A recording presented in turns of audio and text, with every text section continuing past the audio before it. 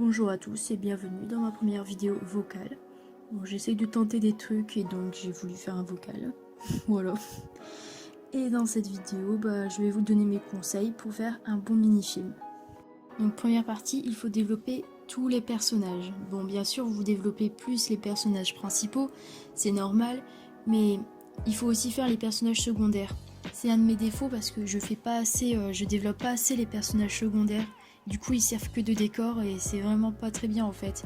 Il y en a plus développés que d'autres et bien sûr, ils sont pas obligés d'être aussi développés que les personnages principaux, mais il faut au moins les développer un minimum.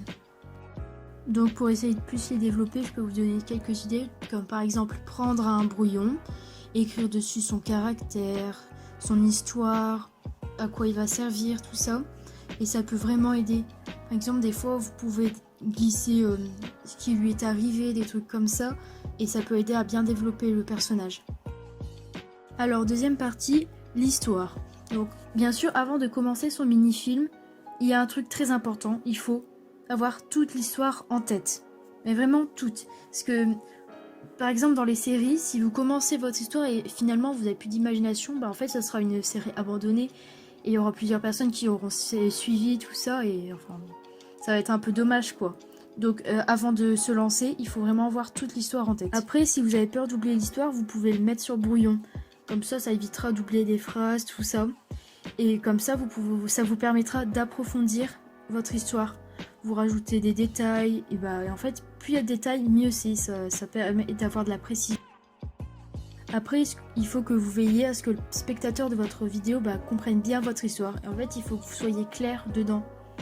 Par exemple, il faut que ça ait du sens. C'est normal, mais en fait, il y a certaines personnes, ça a tellement du sens pour eux que quand ils le font, ça n'a pas forcément de sens pour les autres. Donc, il faut bien veiller à ce que ça soit clair. Vous pourrez par exemple demander à un membre de votre famille s'il comprend bien tout ça. Et mieux c'est compréhensible, mieux c'est quoi. Et après, le conseil le plus important, il faut que vous veilliez à ce que votre histoire soit originale.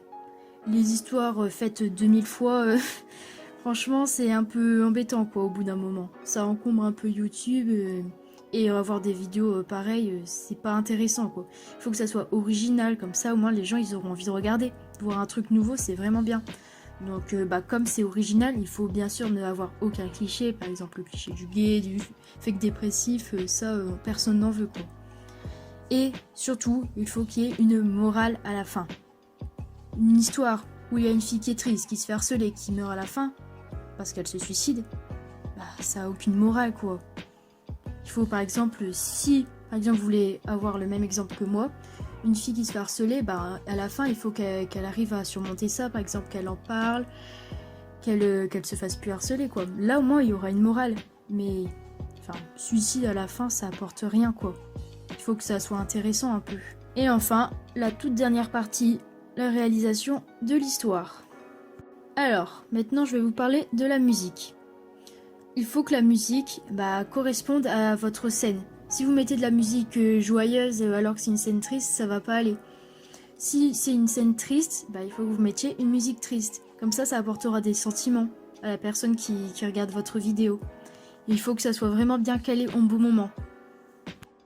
Alors quand vous ferez le montage, il faut que vous vérifiez à ce que les images ne passent pas trop vite parce qu'on n'aura pas forcément le temps de lire ou de comprendre.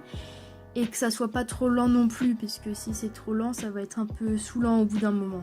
Alors pour bien doser, il faut que vous re-regardez votre vidéo et que vous vérifiez que ça a bien le temps de lire ou bien que les images passent au bon moment. Par exemple, vous le montrez aussi par exemple à une autre personne de votre famille et que vous vérifiez qu'il ait bien le temps de lire ou que pour lui il trouve pas ça long ou tout ça. Faut penser aussi aux personnes qui prennent du temps pour lire. J'ai une personne sur une de mes vidéos qui m'a dit ça. Et je trouvais pas en fait que ça allait trop vite. Donc j'essaye de ralentir et ça va mieux maintenant. Et finalement, dernier conseil, il faut que vous regardiez plusieurs fois votre vidéo avant de la poster. Parce que ça m'est déjà arrivé, il peut y avoir des petites erreurs de frappe par-ci par-là quoi. Ou bien une fin qui bug. Ça m'est déjà arrivé et franchement c'est un peu saoulant de devoir reposter la vidéo après. Donc si vous regardez votre vidéo en entier et que vous voyez qu'il n'y a rien, vous pouvez la poster. Bon voilà, c'est déjà la fin de ma vidéo conseil. Et comme c'est la première fois que je fais une vidéo en vocal, je suis désolée si des fois je me répétais ou que j'avais du mal à trouver mes mots. En fait, je trouve ça un peu compliqué de faire ça. Je sais pas si je recommencerai. En plus, déjà ma voix elle est un peu bizarre, donc j'espère que vous allez quand même aimer. Et bah bonne chance pour vos vidéos.